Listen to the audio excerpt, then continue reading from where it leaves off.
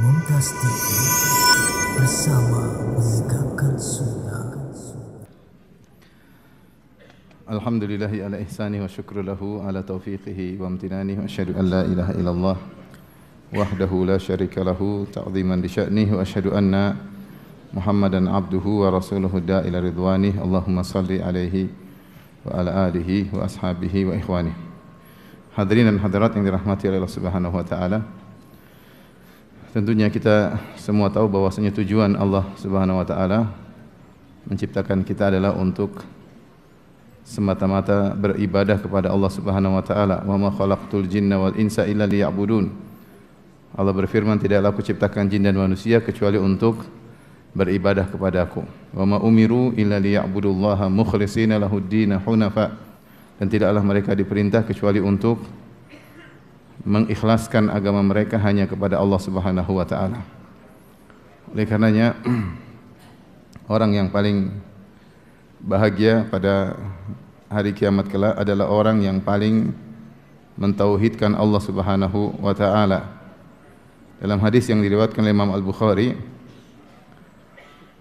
dari Abu Hurairah radhiyallahu taala anhu, beliau berkata kepada Nabi, "Ya Rasulullah, man as'adun nasi bi syafa'atika yaumal qiyamah?"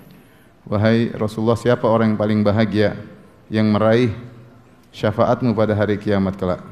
Maka Nabi SAW berkata, "Man qala la ilaha illallah khalisan min qalbihi."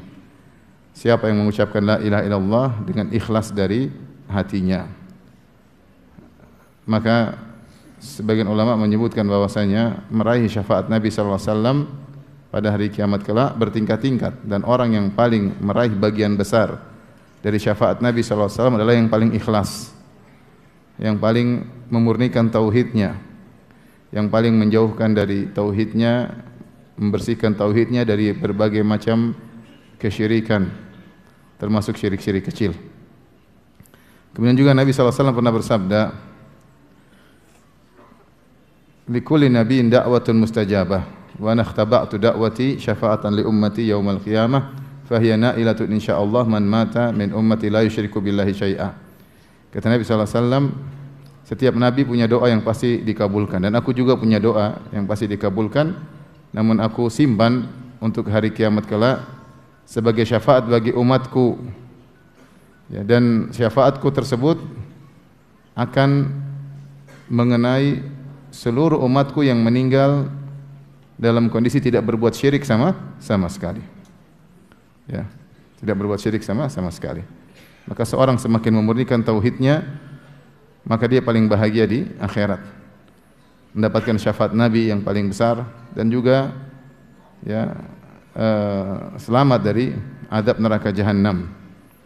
Dalam hadis yang masyhur juga dalam Sahih Bukhari, ketika Nabi SAW membonceng Mu'adz bin Jabal radhiyallahu ta'ala anhu, maka Nabi SAW berkata, "Ya Mu'adz, atadri ma haqqul ibad 'ala Allah wa ma haqqullah 'alal ibad?" Wahai Mu'adz, tahukah engkau apa hak Allah terhadap hamba dan apa hak hamba terhadap Allah? Kata Mu'adz bin Jabal radhiyallahu anhu, "Allah wa rasuluhu alam." Allah dan Rasul lebih mengetahui. Maka Nabi SAW mengatakan, "Haqqullah 'alal ibad, ya, alla yusyriku bihi syai'a, ya'buduhu wa la yusyriku bihi syai'a." Hak Allah terhadap hamba yaitu hanya beribadah kepada Allah dan tidak berbuat syirik sama sekali. Wa haqqul ibad 'ala Allah, dan hak hamba terhadap Allah, alla yu'adziba ma la yusyriku billahi syai'a. Allah tidak akan mengadab kepada orang yang tidak berbuat syirik sama sekali. Jaminan tidak bakalan diadab, dengan syarat seorang tidak berbuat syirik sama sekali. Di antara yang mendukung makna ini adalah hadis Sahibul Bitaqah yang dengan sanad yang hasan, yang di mana Nabi SAW mengatakan, yusahu bi rajulin min ummati yaumal qiyamah fayunsharu lahu tis'atun wa tis'una sijillan kullu sijillin maddul basar. Kata Nabi SAW, akan dipanggil seorang laki dari umatku pada hari kiamat kelak, kemudian dibentangkan baginya catatan amalnya 99 gulungan catatan, setiap gulungan sejauh mata memandang, isinya maksiat, intinya kesalahan. Maka Allah bertanya kepada hambanya tersebut, dan dia sangat ketakutan. Kata Allah Subhanahu wa taala, "Hal zalamaka katabatil hafizun?" Apakah para malaikatku yang bertugas mencatat salah catat? Mendolimimu, ditambah-tambahin dosamu? dikurang-kurangi kebaikanmu? Dia berkata, tidak ya Rabb. Kata Allah, innaka lan tudzlamal yaum, kau tidak akan dizalimi pada hari ini. Maka dikeluarkan baginya, ternyata dia punya catatan kartu tulisannya la ilaha illallah. Maka dia berkata, ya Rabbi, madhi hadhihi al-bitaqah min hadhihi haula'i sijillat. Ya Allah, apa bandingannya kartu kecil ini dengan gulungan catatan maksiat yang jumlahnya 99. Maka Allah berkata, innaka lan tudzlamal yaum, kau tidak akan dizalimi pada hari ini. Ternyata ketika ditimbang lebih berat la ilaha illallah. Ibnu Qayyim menjelaskan setiap orang punya la ilaha illallah dan akan ditimbang pada hari kiamat kelak. Tapi tidak semua la ilaha illallahnya berat. Kapan la ilaha illallah menjadi berat? Ketika bersih dari kesyirikan. Semakin bersih dari kesyirikan, maka semakin berat la ilaha illallahnya. Maka orang yang tidak berbuat syirik sama sekali tidak akan diadab oleh Allah Subhanahu wa taala, sebagaimana tadi kita sebutkan dalam hadis Mu'adz bin Jabal radhiyallahu taala anhu. Allah berfirman, alladzina amanu wa lam yalbisu imanahum bidzulmin ulaika lahumul amnu wa hum muhtadun. Dan orang-orang yang beriman wa lam yalbisu imanahum bidzulmin, dan tidak mencampurkan keimanannya dengan kesyirikan, apapun kesyirikan dia tidak campurkan dengan keimanannya, keimanannya murni, tidak terkontaminasi dengan kesyirikan apapun, tidak tercemar, tidak terkotori dengan kesyirikan apapun, syirik besar maupun syirik kecil, ulaika lahumul amnu, maka mereka orang yang mendapatkan keamanan. Keamanan dunia, terlebih lagi keamanan Yaumul Fazil Akbar, hari yang sangat menakutkan, itu hari kiamat kelak. Orang yang semakin bertauhid, dia akan semakin merasakan apa? Keamanan. Karenanya inilah seruan para anbiya seluruhnya, menyuruh umatnya agar mentauhidkan Allah Subhanahu wa taala semurni-murninya. Kita bersyukur alhamdulillah kaum muslimin rata-rata bertauhid. Namun tauhid mereka bertingkat-tingkat, sebagaimana tadi Ibnu Qayyim rahimahullah menyebutkan. Semua orang punya kalimat la ilaha illallah. Semua orang punya kartu catatan apa? La ilaha illallah. Tapi kualitasnya berbeda-beda. Kualitasnya berbeda-beda. Sebagaimana ibadah-ibadah yang lain bisa berbeda-beda kualitasnya.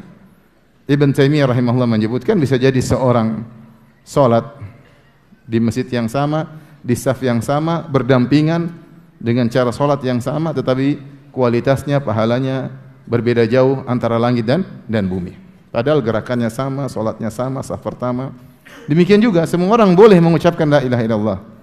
Tapi kualitas la ilaha illallah yang satu dengan yang lainnya tentunya berbeda. Nah, agar kualitas la ilaha illallah kita semakin tinggi, mau tidak mau kita harus membersihkannya dari lawannya, yaitu apa? Kesyirikan. Insyaallah kalau kita syirik-syirik besar kita tidak melakukannya, alhamdulillah. Kita tidak percaya sama dukun. Ada yang percaya sama dukun? Zaman sekarang masih percaya sama dukun. Tahun 2013, 2023 ya, 22 ya. Masih ada percaya sama dukun? Ya, ada sih. Kita alhamdulillah tidak minta kepada mayat di kuburan, alhamdulillah. Kita dalam kondisi terdesak, kita tidak beristighosah kepada ruh-ruh. Kita tidak mengatakan ya Abdul Qadir Jailani tolong aku, ya Sayyid Al-Badawi tolong aku. Dalam kondisi terdesak kita berdoa kepada siapa? Allah Subhanahu wa taala. Kita tidak seperti orang-orang Rafidhah. Dalam kondisi terdesak mereka mengatakan ya Ali, ya Husain Al-Madad, wahai Husain tolonglah aku. Enggak. Kita enggak melakukan syirik akbar. Ya alhamdulillah ya. Ya. Kita tidak menyembelih untuk jin. Kalau bangun rumah, kalau bangun bangunan kita enggak motong ayam hitam 7 ekor, semuanya hitam. Enggak boleh ada putihnya, enggak juga. Ya. Kita enggak pernah begitu alhamdulillah. Insyaallah kalau syirik-syirik besar secara umum kaum muslimin selamat. Yang jadi masalah syirik-syirik kecil. Ini yang perlu perjuangan agar kita bisa bersih dari syirik-syirik kecil, dan ini butuh perjuangan sampai kita meninggal dunia. Karenanya yang dikhawatirkan Nabi SAW kepada umatnya syirik kecil. Kata Nabi SAW, akhwafu ma akhafu alaikum asyirkul asghar. Yang paling aku khawatirkan kepada kalian wahai para sahabatku, apa? Syirik kecil. Karena syirik besar insya Allah para sahabat tidak melakukannya. Mereka dulu sebelum masuk Islam mereka benar-benar melakukan segala bentuk syirik akbar mereka lakukan.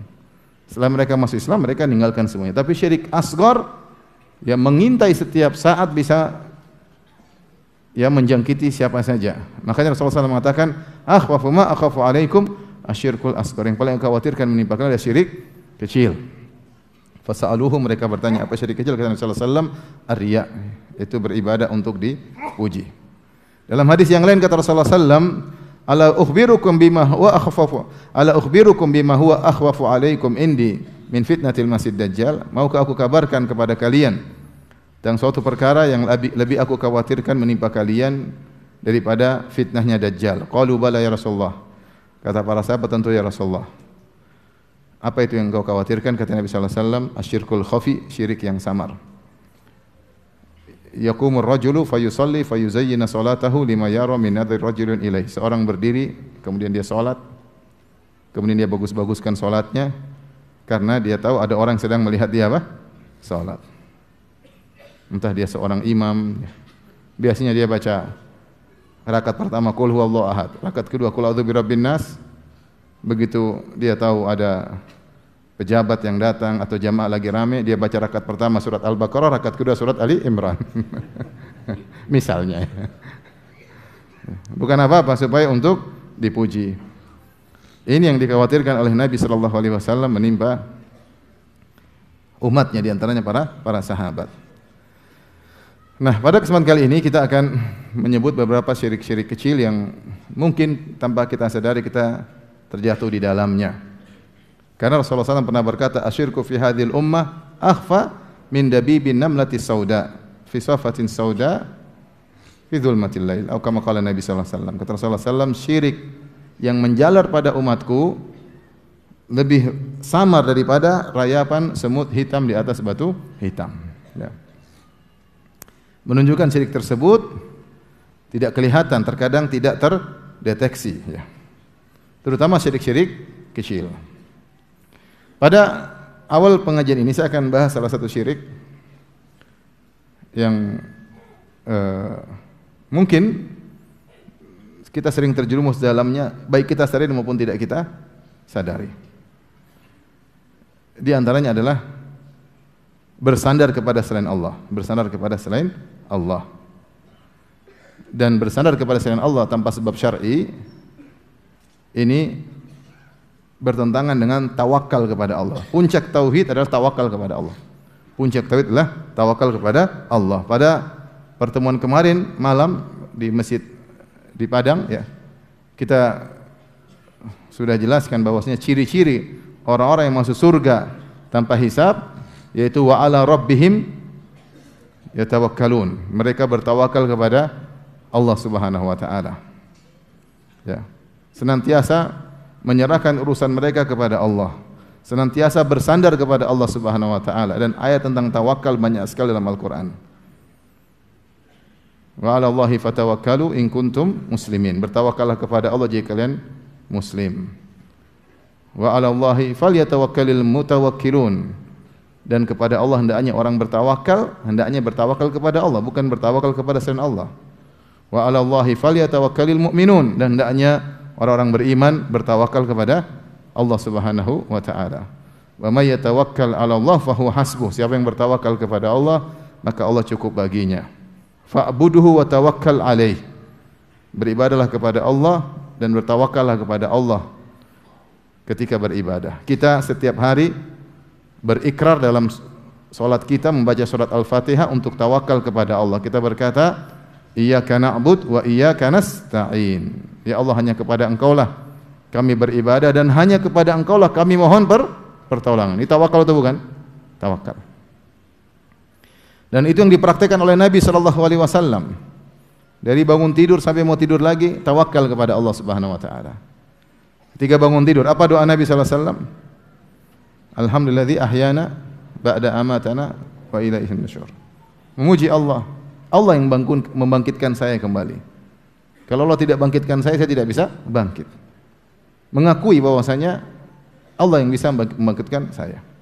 Dalam doa yang lain, alhamdulillahilladzi afani fi jasadi wa radda alayya ruhi wa adina li bi dzikrihi. Segala puji bagi Allah yang telah menyehatkan badanku sehingga saya bisa bangun. Wa radda ilayya ruhi, dan mengembalikan ruhku. Wa adina li bi dzikrihi, dan mengizinkan aku untuk bisa berzikir kepada Allah. Sejak bangun tidur Rasulullah SAW sudah bertawakal kepada Allah Subhanahu wa taala. Kemudian dalam kegiatan sehari-harinya Rasulullah SAW senantiasa berdoa. Makanya kumpulan doa Nabi sangat banyak, dan doa itu adalah kalimat tawakal. Kalimat tawakal, karena sebelum kita berbuat Kita menyerahkan urusan kita kepada siapa? Allah. Kita minta tolong kepada Allah. Kalau kita tidak hafal doa, minimal kita bilang apa? Bismillah. Ya. Semuanya kita berdoa, mau keluar rumah, masuk rumah, makan, habis makan, masuk pasar, ya, masuk suatu negeri, naik kendaraan, bersafar, ya. Semuanya kita masuk WC, keluar WC, ya. Sampai kita ingin berhubungan dengan istri pun kita berdoa kepada Allah Subhanahu wa taala. Dan Rasulullah SAW senantiasa bersandar kepada Allah. Ya. Sampai Rasulullah SAW ketika mau tidur pun bersandar kepada Allah, dan doa-doa mau tidur banyak. Yang antum hafal yang mana?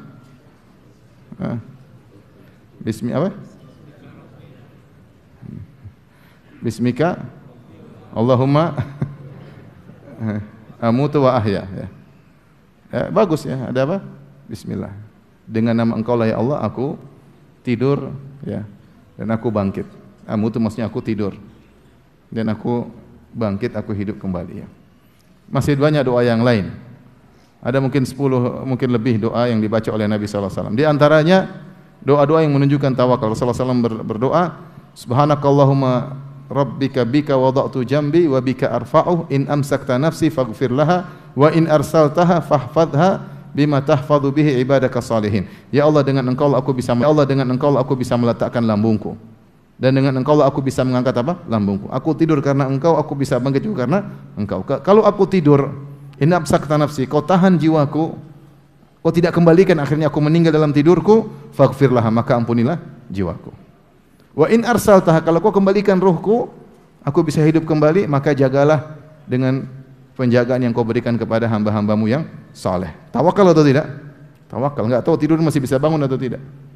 Betapa banyak orang tidur enggak bangun lagi. Tawakal. Dan doa yang terakhir yang Rasulullah SAW suruh kita untuk berdoa ketika mau tidur, ini doa yang terakhir. Sebagaimana hadis Al-Bara bin Azib radhiyallahu ta'ala anhu, Rasulullah SAW mengatakan, jadikanlah ini yang paling terakhir kau ucapkan, yaitu Allahumma inni aslamtu wajhi ilaik, ya Allah aku serahkan wajahku kepadamu, ya. Wa fawwadtu amri ilaik, dan aku serahkan urusanku kepadamu, tawakal. Wa alja'tu dhahri ilaik, dan aku sandarkan punggungku kepadamu.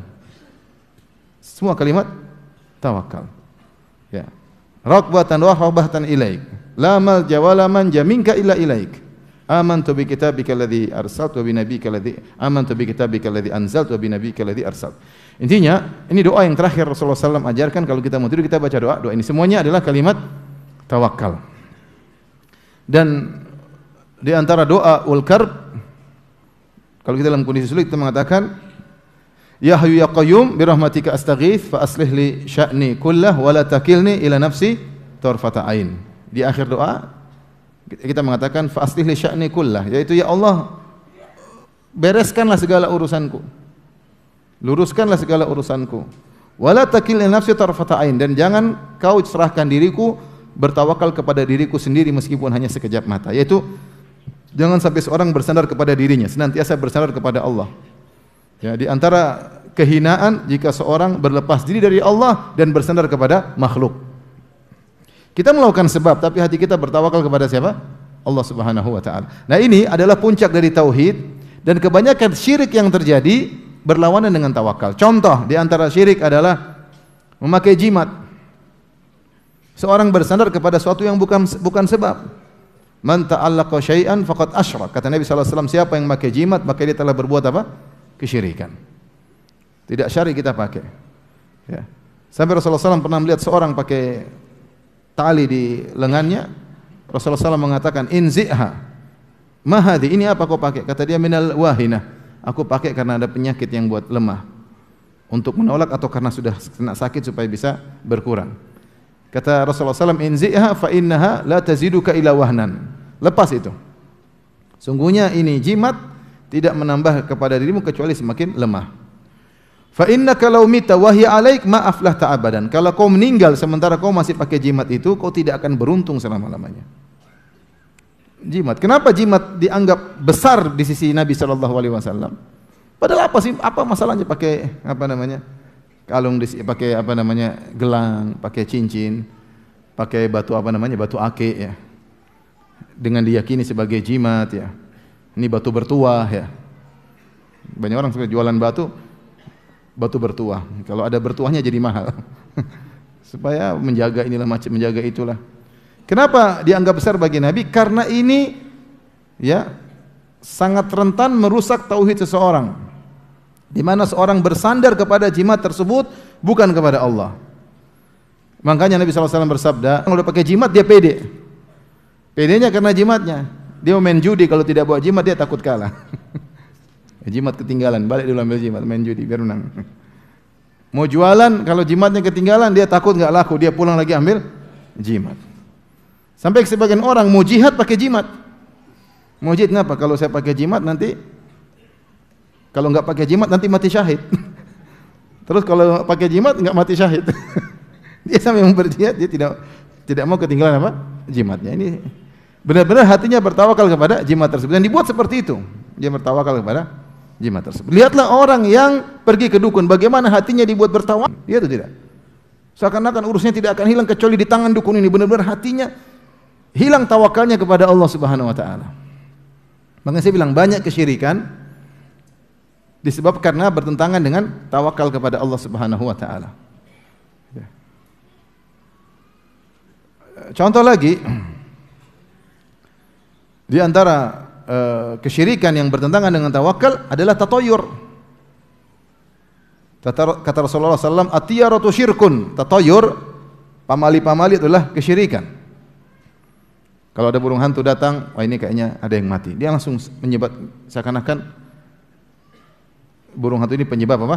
Kematian. Kalau dia berjalan ada ular lewat, wah ini bahaya. Dia pulang, mundur. Kalau dia mau keluar rumah tahu-tahu ada burung merpati beol kena bahunya, waduh ini. Wa ma minna illa, tidak seorang pun dari kita kecuali ada terbetik dalam hatinya, walakinallaha azhabahu bitawakkul, tapi Allah menghilangkan kekhawatiran tersebut dengan tawakal. Artinya apa? Jika seorang misalnya dia lagi naik mobil tahu-tahu ada ular lewat depan dia atau ada kucing lompat depan dia, kadang-kadang dalam hati, wih jangan-jangan. Kalau dia mundur, itulah tatayur.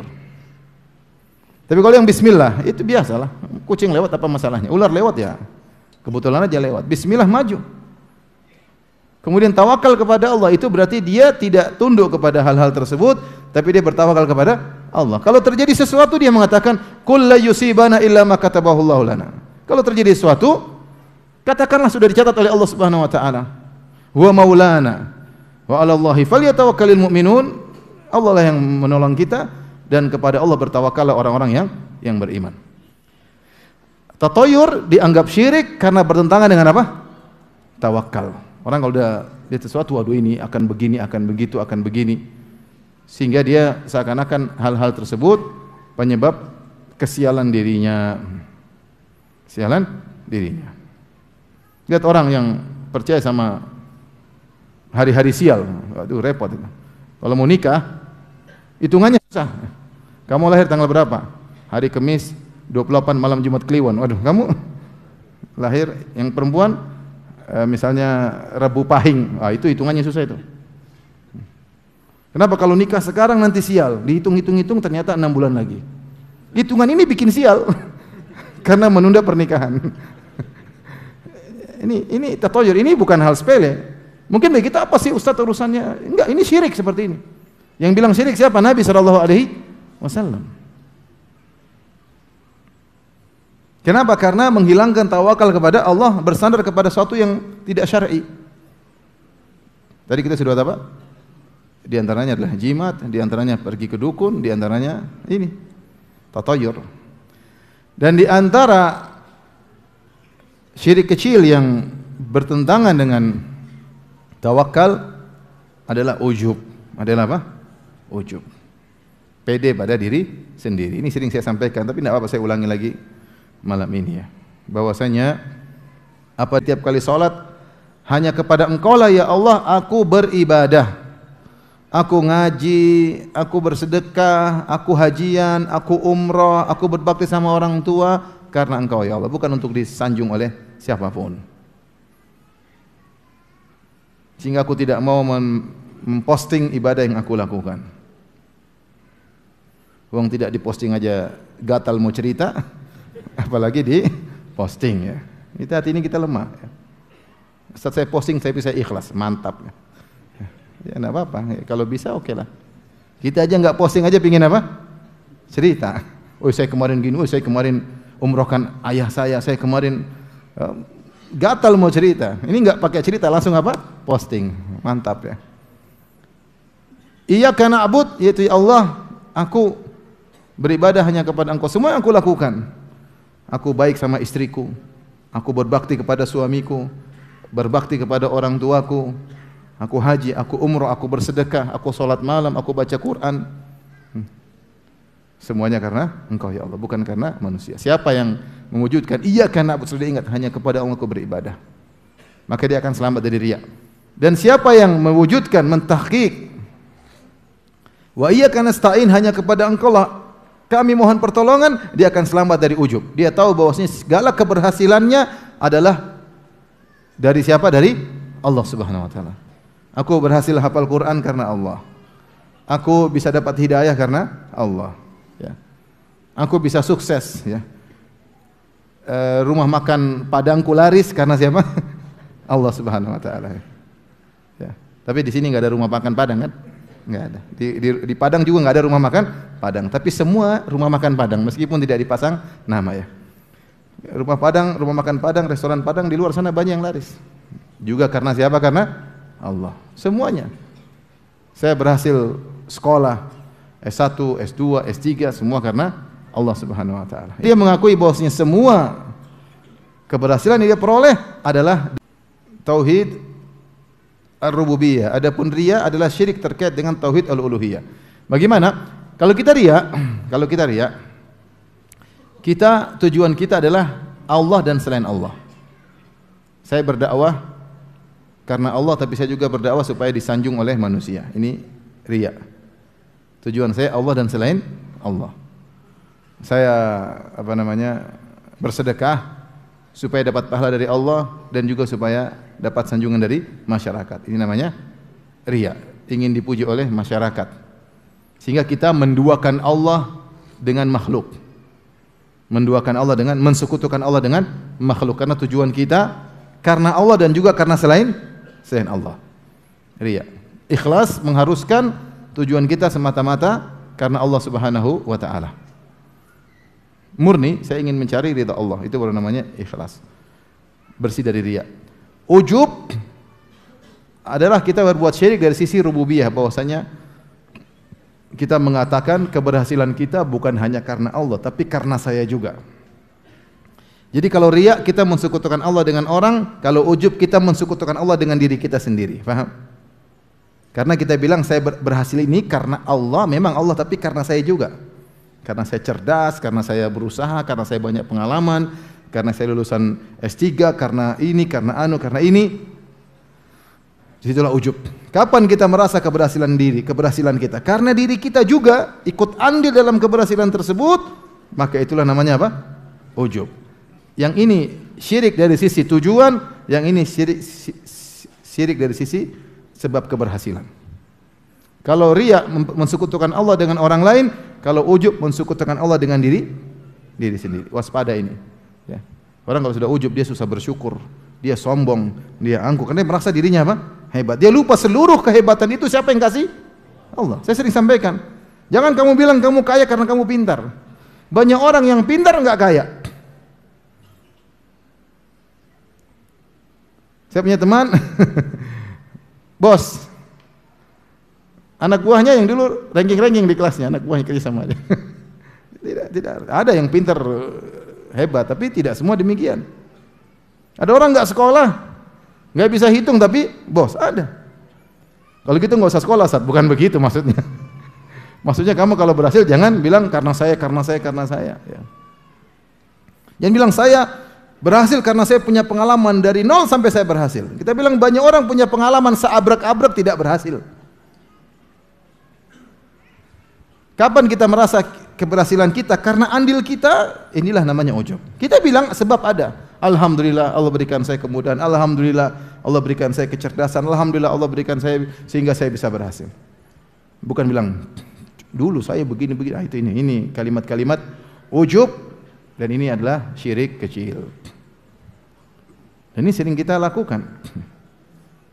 Baik kita sadari maupun tidak kita sadari.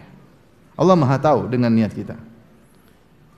Kapan kita berbicara kepada orang lain menunjukkan berhasil karena saya, itulah apa?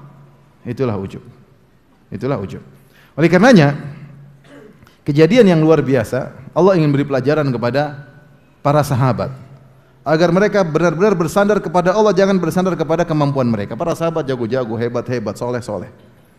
Mereka pernah gagal di awal peperangan perang Hunain. Sebabnya mereka gagal kenapa? Karena penyakit ujub. Allah sebutkan dalam surat At-Taubah, kata Allah Subhanahu wa taala, "Laqad nasarakumullahu fi mawatin katsirah wa yawma Hunainin id a'jabatkum kathratukum falam tughni ankum syai'an wa dhaqat 'alaykumul ardu bima rahubat thumma wallaytum mudbirin. Thumma anzalallahu sakinatahu 'ala rasulihi wa 'alal mu'minin wa anzala junudan lam tarawha wa 'adzabal ladzina kafaru."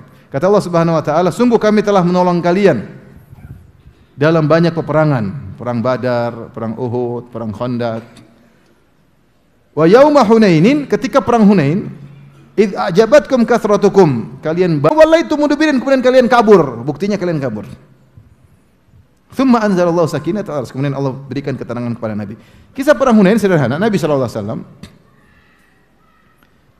ketika menaklukkan kota Mekah, Rasulullah SAW membawa 10.000 pasukan. Dan Rasulullah SAW masuk kota Mekah dengan penuh tawadhu.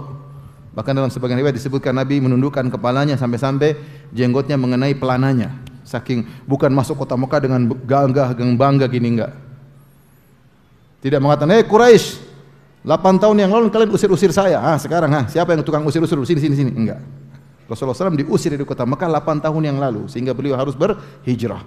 Terpaksa berhijrah. Sahabat harus berhijrah. 8 tahun kemudian Rasulullah SAW menyerang kota Mekah dengan bawa 10.000 pasukan. Orang Quraisy ketakutan.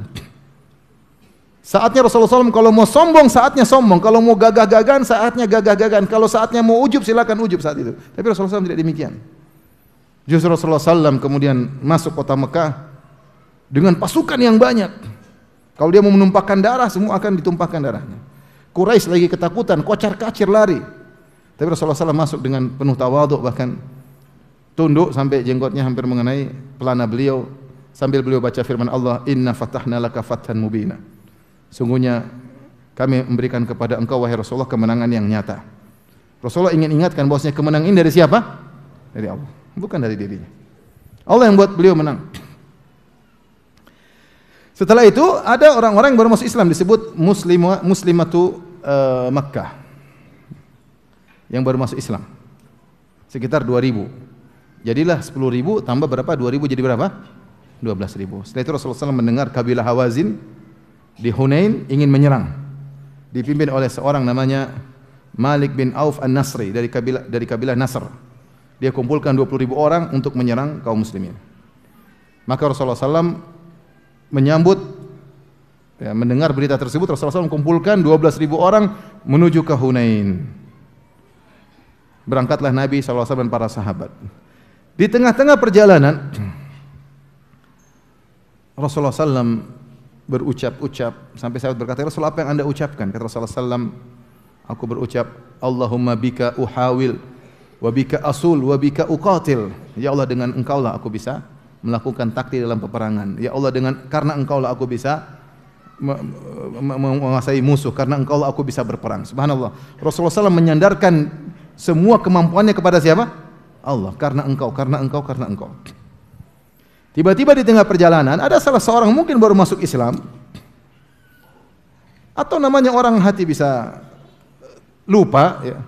Tidak disebutkan siapa yang mengucapkan kata-kata ini, ada khilaf. Namun tidak ada dalil yang sahih yang menyebutkan siapa orangnya. Ada salah seorang dari sahabat, entah yang sudah lama masuk Islam atau baru masuk Islam, terucap dari kata-katanya dengan berkata, "Lan nuglabal yauma min qillah." Kita tidak bakalan kalah hari ini. Kita tidak bakalan kalah karena sedikitnya pasukan, karena pasukan kita lagi banyak-banyaknya. Perang Badar kita 300 bisa ngalahkan apa? 1.000. Ya. Perang Uhud kita cuma 700, 3.000 pasukan tidak bisa mengalahkan kita. Memang ada yang meninggal tapi tidak bisa mengalahkan kaum muslimin. 700 lawan 3.000. Perang Khandaq kita 3.000, musuh 10.000 tidak bisa mengalahkan kita. Nah sekarang kita 12.000, kita nggak bakalan apa? Kalah. Fasyaqqa dzalika 'ala Nabi sallallahu alaihi wasallam. Ucapan tersebut menjadikan Nabi terasa berat. Ini ucapan bahaya karena ini ucapan bertentangan dengan tawakal, ucapan bertentangan apa? Tauhid. Dan apa yang dikhawatirkan Nabi sallallahu alaihi wasallam ternyata terjadi.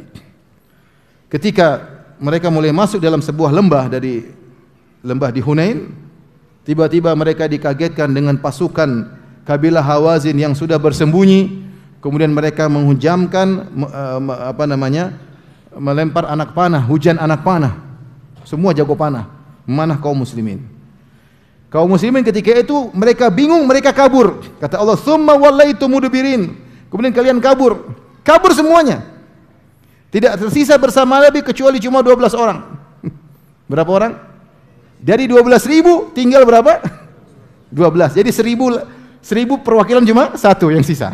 Siapa yang sisa? Abu Bakar radhiyallahu anhu, Umar radhiyallahu anhu, Ali bin Abi Thalib, Al-Abbas bin Abdul Muttalib, Abu Sufyan bin Harith, bukan Abu Sufyan bin Harb, Abu Sufyan bin Harith, sepupunya Nabi sallallahu alaihi wasallam, dan ada sekitar 12 orang.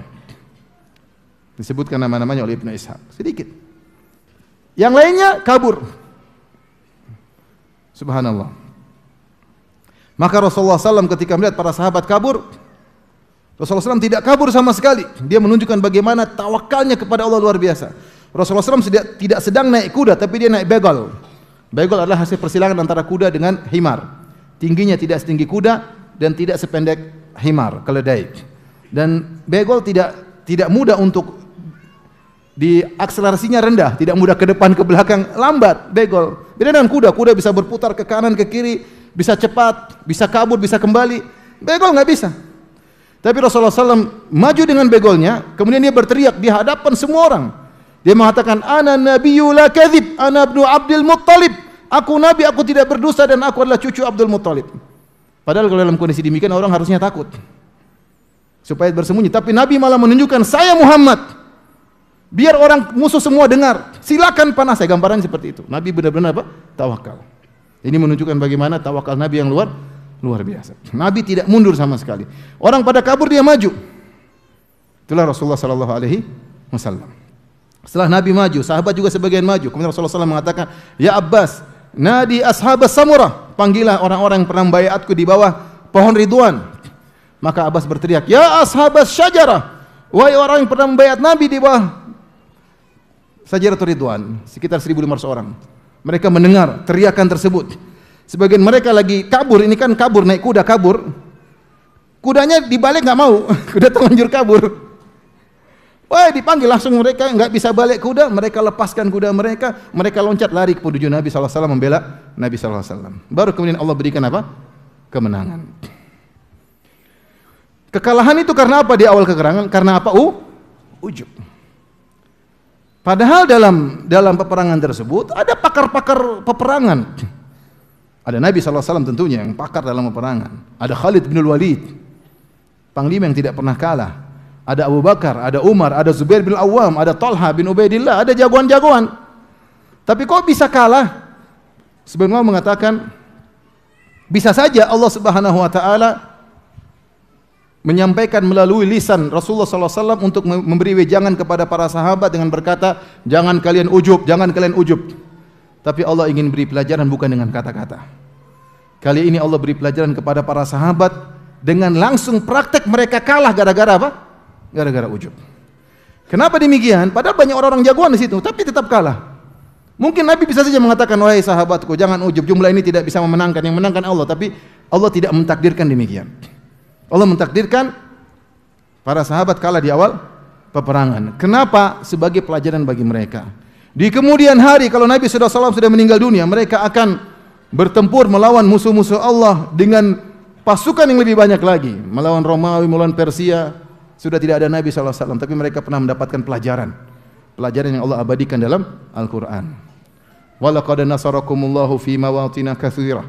Wa yawma Hunainin idh ajabatkum kathratukum falam tughni ankum syai'a wa dhaqat 'alaikumul ardu bima rahubat thumma wallaitum mudbirin. Bayangkan bagaimana iman para sahabat. Turun ayat Langsung menyebut tentang mereka. Sungguh kami telah menolong kalian dalam banyak peperangan wahai kaum muslimin, wahai para sahabat Nabi SAW. Namun ketika perang Hunain, tatkala kalian kagum dengan jumlah apa? Kalian. Dan jumlah yang banyak tersebut tidak bisa beri faedah sama sekali. Ya, kemudian kalian pun kabur. Ini penjelasannya pernah terjadi kepada sebagian sahabat perasaan apa? Ujub, dan langsung Allah tampakkan dampaknya. Oleh karena seorang waspada, hati-hati dalam kegiatan kesehariannya. Dia berhasil apapun, jangan dia cerita kepada orang lain dalam kondisi karena dia. Allah Maha tahu. Yang bilang karena saya, kemarin saya dakwah di sana orang ramai. Seakan-akan Allah Maha tahu, meskipun kita ngomongnya bagaimana, Allah Maha tahu. Kamu bercerita sama orang karena untuk menunjukkan kamu yang hebat, itulah ujub. Itulah ujub. Baik perkara dunia maupun perkara akhirat. Tidak usah kita berusaha untuk menyampaikan hal tersebut.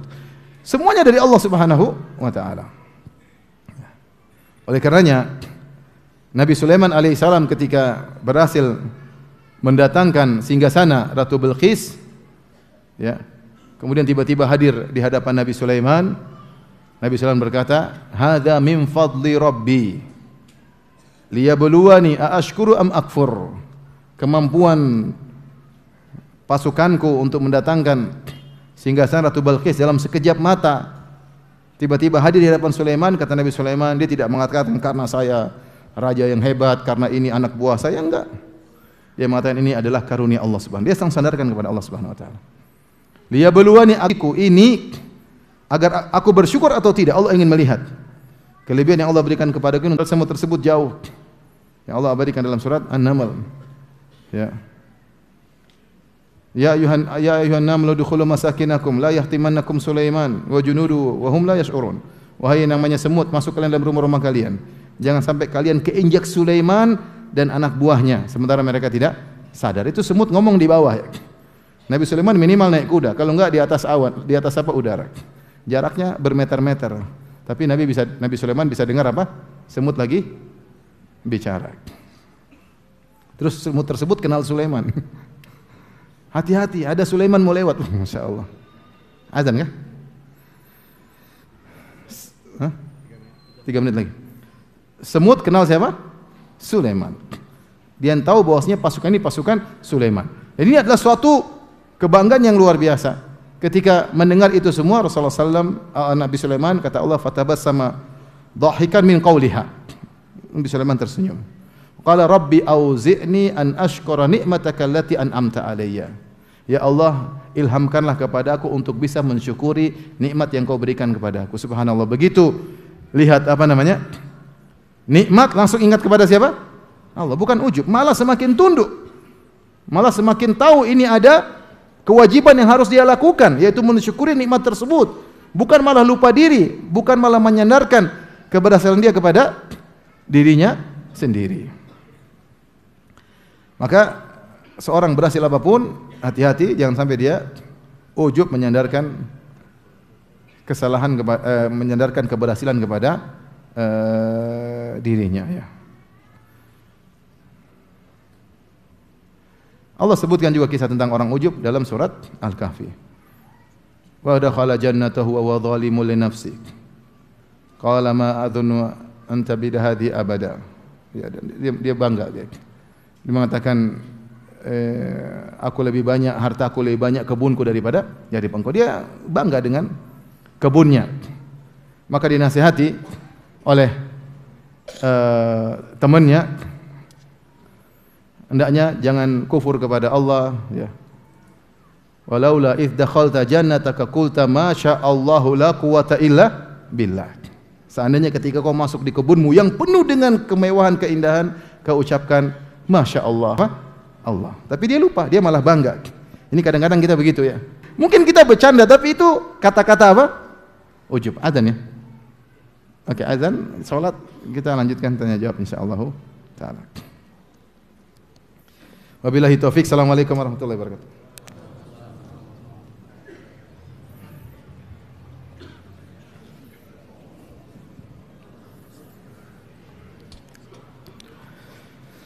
Bismillahirrahmanirrahim. Assalamualaikum warahmatullahi wabarakatuh. Alhamdulillah, salatu wassalamu ala Rasulillah wa ala alihi wa sahbihi wa ala. Ikhwan dan akhwat, bapak dan ibu yang dirahmati Allah Subhanahu wa taala. Jadi telah kita sampaikan tentang salah satu ya kesyirikan yang sering kita lakukan tanpa kita sadari, di antaranya adalah ujub ya. Makanya kita harus waspada, dan kewaspadaan tersebut sampai Allah Subhanahu wa taala mencabut nyawa kita. Oleh karenanya disebutkan dalam biografi Al-Imam Ahmad rahimahullahu ta'ala, disampaikan oleh anaknya ketika Al-Imam Ahmad akan meninggal dunia, dia berkata, ba'du ya, belum. Maka anaknya heran ya, menjelang wafatnya kok ayahnya berkata ba'du, belum. Maka ketika ayahnya sadar, anaknya bertanya, wahai ayahanda, kenapa engkau tadi mengucapkan ba'du? Kata Imam Ahmad, tadi syaitan datang kepada aku dan berkata, futtani ya Ahmad, kau sudah lolos dariku. Dariku. Syaitan masih ingin membuat Imam Ahmad ujub di penghujung apa? Hayatnya. Maka Imam Ahmad mengatakan ba'du, belum. Sebelum aku meninggal, aku masih belum lolos dari apa? Godaan syaitan. Maksud saya menyampaikan asar ini atau kisah ini menunjukkan bahwasanya kita berjuang untuk melawan riya, melawan ujub, melawan syirik-syirik, dan itu adalah perjuangan seumur hidup. Ya, karena hati ini berbolak-balik ya. Terkadang kita ikhlas, terkadang kita riya, terkadang kita serahkan urusan kepada Allah, terkadang kita ujub, terkadang kita tawadhu, terkadang kita sombong. Seorang berusaha terus membersihkan hatinya sampai cabut nyawanya oleh Allah Subhanahu wa taala. Di penghujung kajian kita ini, saya ingatkan tentang dua doa. Yang pertama diajarkan oleh Nabi sallallahu alaihi wasallam agar kita bisa selamat dari ini semua. Yang kedua diriwayatkan dari Umar bin Khattab radhiyallahu taala anhu. Doa yang pertama, doa yang masyhur, Allahumma inni a'udzubika an usyrika bika syai'an wa ana a'lamuhu wa astaghfiruka lima la a'lamu. Sudah hafal? Belum. Allahumma inni a'udzubika an usyrika bika syai'an wa ana a'lamuhu wa astaghfiruka lima la a'lamuhu. Yang artinya, ya Allah, aku berlindung kepada Engkau dari melakukan kesyirikan sedikit pun sementara aku sadari, dan aku mohon ampun kepada Engkau dari kesyirikan yang tidak aku sadari. InsyaAllah kalau orang baca doa ini sering dia ucapkan, dia insyaAllah selalu memperhatikan gerak-gerik hatinya. InsyaAllah dia akan, jadikanlah amalanku seluruhnya saleh. Waj'alhu liwajhika khalisan, dan jadikanlah seluruh amalanku murni untuk meraih wajahmu. Wala taj'al li ahadin fihi syai'a, dan jangan kau jadikan ya dalam amalanku terkait dengan seorang pun, yaitu jangan aku mensekutukan Allah dengan seorang pun dalam seluruh amalanku. Ya. Ini doanya Umar bin Khattab radhiyallahu anhu. Coba diulang. Allahumma ja'al amali kullahu salihan. Yang artinya Allahumma ja'al amali kullahu salihan. Ya Allah, jadikan seluruh amalku amal yang saleh, bersih, tidak tercampur dengan bid'ah, tidak tercampur dengan riya, syirik. Ya. Waj'alhu liwajhika khalisan, jadikanlah amalan-amalan tersebut karena mengharap wajahmu. Wala taj'al li ahadin fihi syai'an, dan jangan kau jadikan amalanku ini untuk seorang pun selain Engkau ya Allah. Tapi demikian saja yang saya sampaikan. Kalau ada yang bertanya saya persilahkan, kalau tidak ada alhamdulillah ya. Ada yang bertanya?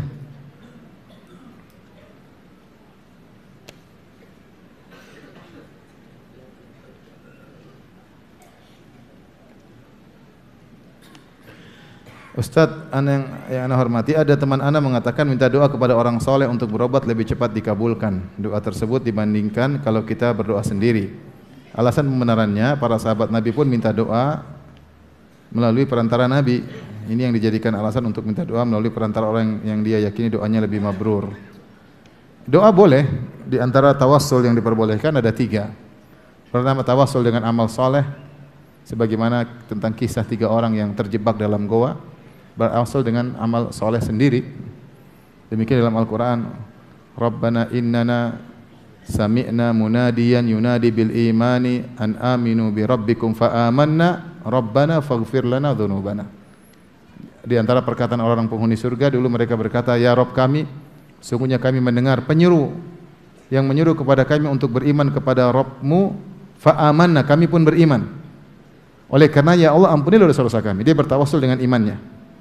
Saya beriman ya Allah maka ampunilah apa? Dosaku. Ini contoh bertawassul dengan amal soleh apa? Sendiri. Contoh lagi seperti kisah 3 orang terjebak dalam goa. Kemudian satunya mereka berkata kita tidak bakalan selamat sampai kita berdoa kepada Allah dengan amal soleh kita. Maka yang satu bertawassul dengan baktinya kepada ibunya dan kepada kedua orang tuanya, maka pintu goa bergeser sedikit, ada celah namun belum bisa keluar. Yang satu bertawassul dengan amanahnya, di mana dia mengelola uang seseorang kemudian menjadi banyak dia kembalikan, maka pintu goa bergeser namun belum bisa keluar. Dan yang satunya lagi bertawassul dengan takutnya kepada Allah ketika seorang wanita menyerahkan yang sangat cantik jelita yang sangat dia cintai, sudah menyerahkan keperawanannya kepada dia, namun ketika dia ingin gauli tiba-tiba wanita tersebut berkata ittaqillah, bertakwalah kepada Allah, maka dia pun meninggalkannya karena Allah, maka akhirnya pintu goa terbuka. Ini kisah 3 orang yang mereka bertawassul dengan amal soleh sendiri ya. Boleh, ini diperbolehkan. Ya. Yang kedua adalah bertawassul dengan asmaullah al-husna dan sifat-sifatnya yang mulia. Walillahil asmaul husna fad'uuhu biha. Ya, Allah memiliki nama-nama yang terindah, maka berdoalah dengan nama-nama tersebut. Kita berusaha berdoa. Kalau kita berdoa ya Razzaq urzuqni, ya Qawi, ya Hafidz ihfazni, wahai yang Maha Penjaga jagalah diriku misalnya, banyak. Ya Rahim, ya Ghaffar, ighfirli, irhamni. Kita bertawassul dengan nama-nama Allah Subhanahu wa taala, dengan sifat-sifatnya bisa. Atau dengan perbuatan Allah seperti kata Nabi, ya mujriyas sahab, ya hazimal ahzab, ya munzilal kitab, ihzimhum, ya Allah yang menjalankan awan, yang menurunkan Alkitab, ya hancurkanlah mereka. Ini boleh bertawassul dengan nama-nama Allah. Kemudian yang ketiga bertawassul dengan doa orang soleh, ya. Sebagaimana para sahabat minta doa kepada Nabi sallallahu alaihi wasallam. Demikian Nabi mengatakan kepada Umar bin Khattab tentang Uwais Al-Qarani, yang Nabi mentazkiyah Uwais Al-Qarani, kata Rasulullah SAW, jika kau mampu untuk minta agar dia mendoakan ampunanmu buatmu, maka lakukanlah. Akhirnya Umar mencari-cari Uwais, dan Umar menyuruh minta Uwais agar mendoakan ampunan buat Umar bin Khattab radhiyallahu anhu. Dalil bahwasanya minta agar orang soleh mendoakan ini dibolehkan, ya, dibolehkan. Tetapi tetap seorang berdoa juga kepada Allah Subhanahu wa taala. Ya, orang soleh ini berdoa ini pelengkap, ya. Yang paling utama kita berdoa sendiri kepada Allah, terutama orang yang sedang dalam penderitaan. Makanya Allah mengatakan amma yujibul mutarra idza da'ah. Dan siapakah yang ataukah Allah yang mengabulkan doa yang dalam kondisi darurat, dalam kondisi apa? Genting. Kita dalam kita yang sakit, kita yang menderita, kita yang menangis minta kepada Allah Subhanahu wa taala. Tidak ada masalah kita telepon kawan yang kita menurut kita dia orang soleh, ya, kita minta doa. Dan orang yang kalau dimintai doa dia berbuat baik kepada saudaranya, bilang saya akan doakan insyaallah. Kamu juga harus berdoa sendiri. Diriwayatkan sebagian salaf ketika dimintain doa terus dia berkata, nah lasna anbiya, kami bukan para nabi, diminta-mintain doa tersebut. Artinya kalau orang berlebihan kita bilang enggak, kamu doa sendirilah. Tapi kalau sesekali ada yang minta doa, ya kita doakan, baik sebagai bentuk berbuat baik kepada teman. Makanya sebagian waktu saya kemarin ibadah haji, banyak jamaah yang Ustadz ini ada teman-teman minta doa, saya bilang doakan aja. Sampai ada daftar, ini minta doa, ini minta doa, ini minta doa. Nah, apa doain aja. Nah, kalau kamu berdoakan, malaikat mengatakan walaka bimithil, kau juga mendapatkan seperti yang dia minta. Makanya di antara trik agar doa kita mudah dikabulkan, kita doain orang lain. Kalau ingin utang kita lunasi, berdoa agar utang dia juga dilunasi. Apalagi kalau kepingin apa? Enggak, saya enggak bilang begitu ya. Doain orang agar kita juga dikabulkan. Jadi tidak jadi masalah. Tapi jangan kita suruh orang berdoa kemudian kita enggak berdoa, enggak. Kita sendiri yang paling mudah dikabulkan adalah yang dalam kondisi apa? Darurat.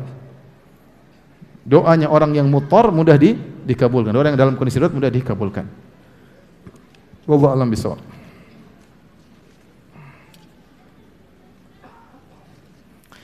Ustaz, bagaimana cara menasihati orang tua yang masih suka pergi ke dukun? Bilang dukun sekarang lagi nggak laku, Pak.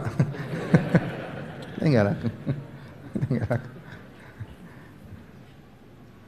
Sudah dinasihati tapi malah balik marah. Itulah orang kalau udah ke dukun, hatinya terikat kepada apa? Dukun. Itu memang bahaya syirik seperti itu. Seorang dibuat bertawakal kepada hal tersebut.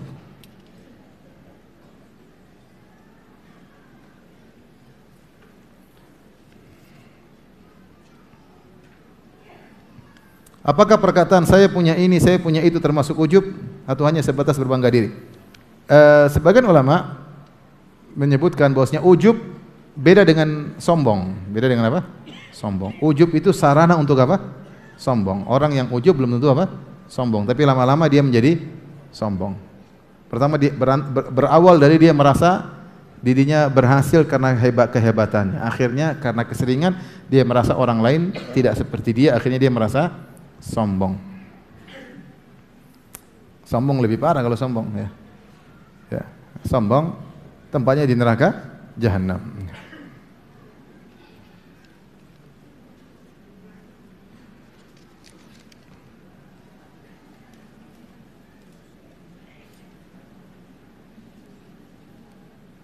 Apakah memutuskan untuk menunda memiliki keturunan adalah tidak tawakal kepada Allah? Mengatur kelahiran diperbolehkan. Dalil akan hal ini bahwasanya sebagian sahabat melakukan azal. Azal yaitu berhubungan dengan istri atau berhubungan dengan budak di zaman itu dengan mengeluarkan air mani di luar rahim ya. Tentunya mereka melakukan demikian agar tidak punya anak. Tetapi tujuannya bukan karena takut tidak bisa kasih makan. Siapa yang menunda kelahiran karena takut tidak bisa kasih makan, itulah bertasyabuh dengan orang-orang musyrikin. Ya. Aduh, saya kayaknya enggak bisa kasih makan anak saya enggak mau punya, enggak boleh. Itu namanya suudzon kepada Allah. Kata Allah, "Wala taqtulu auladakum khasyata imlaq, nahnu narzuquhum wa iyyakum." Janganlah kalian bunuh anak-anak kalian karena takut miskin, takut enggak bisa kasih makan. Sungguhnya kami beri rezeki kepada anak-anak kalian dan kami beri rezeki kepada kalian. Ya, sudah ada rezekinya masing-masing. Cuma seorang boleh menunda kelahiran atau nanti aja ya. Bukan karena suudzon kepada Allah, saya enggak bisa. Tapi misalnya saya ingin bisa didik anak saya lebih apa? Berhasil, saya masing-masing lah. Ya. Ada orang yang ingin istrinya kalau bisa setahun 2 kali lahir, kalau bisa, cuma ingin punya anak banyak ya. Sebagian orang suka punya anak banyak. Anaknya kumpul, berkelahi saja dia senang, apalagi kalau akur. Abi lapor senang lihat. Lihat berkelahi aja kita senang, apalagi kalau akur. Ya ada kebahagiaan tersendiri. Saya ada punya murid belajar sama saya. Saya bilang, kamu berapa bersaudara? 24. Masya Allah. 24. Masya Allah. Saya pernah diundang sama, itu orang Indonesia. Saya pernah diundang sama teman di Yutama. Yutama itu di 80 kilo dari kota Madinah menuju kota Mekah. Di kayak daerah Badui. Waktu diundang kemudian dia panggil seluruh saudara-saudaranya laki-laki semua. Laki-laki sendiri kalau nggak salah 21. Subhanallah, kemudian ditaruh kambing guling kambing besar, benar-benar besar ya, Masya Allah. Ini benar-benar kabilah sendiri nih. 21 bersaudara. Orang mikir-mikir kalau berkelahi sama kita ya. Pasukan banyak. Ada yang tidak pingin anak banyak, pingin ya satu dia selesaikan, satu lagi ya bebas-bebas saja, tidak ada harus wajib punya anak banyak, enggak ya. Yang tidak boleh takut punya anak karena takut tidak bisa kasih makan, itu enggak boleh.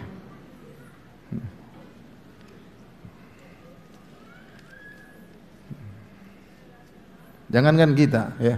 Orang kafir saja ada yang penduduknya sangat banyak tapi menguasai dunia, ada enggak? Ada enggak? Ada enggak? Ada. Penduduknya sangat banyak, bisa menguasai dunia tidak? Bisa secara ekonomi.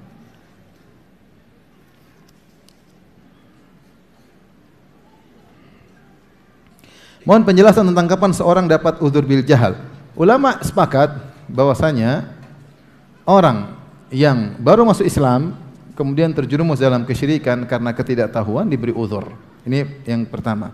Yang kedua, orang yang tinggal di balad na'i, di tempat yang jauh yang tidak sampai ilmu kepadanya, mungkin tinggal di sekitar orang kafir, kalau melakukan kesyirikan pun maka diberi uzur. Ini disebutkan oleh Syekhul Islam Ibnu Taimiyah rahimahullah, disebutkan oleh banyak ulama. Tidak ada ulama yang menyelisih akan hal ini. Selain dari dua kondisi ini, maka dilihat apakah benar-benar uzur tidak bisa diterapkan pada orang tersebut. Contoh zaman sekarang, uzur agak susah. Kenapa susah? Karena sarana komunikasi banyak. Pengajian tauhid di mana-mana.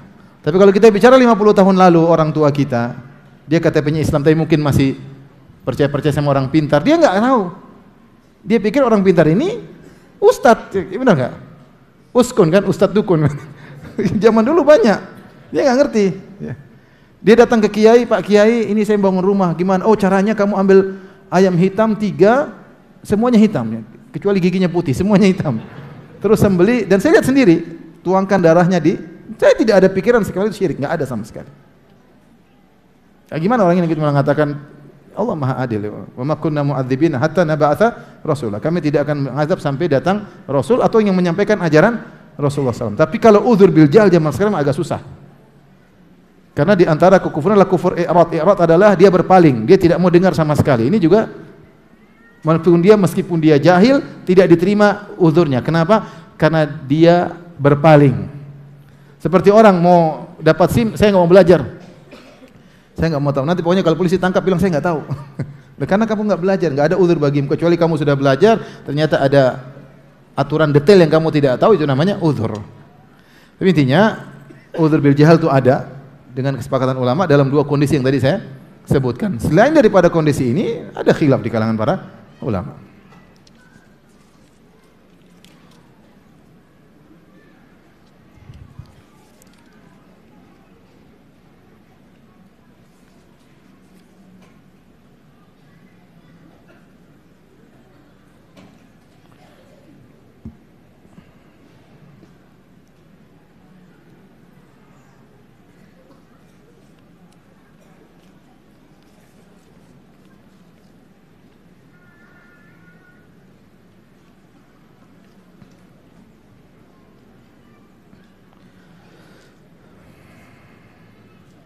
Demikian saja kajian kita. Subhanakallah bihamdik asyhadu an la ilaha illa anta astaghfiruka wa atubu ilaik. Assalamualaikum warahmatullahi wabarakatuh.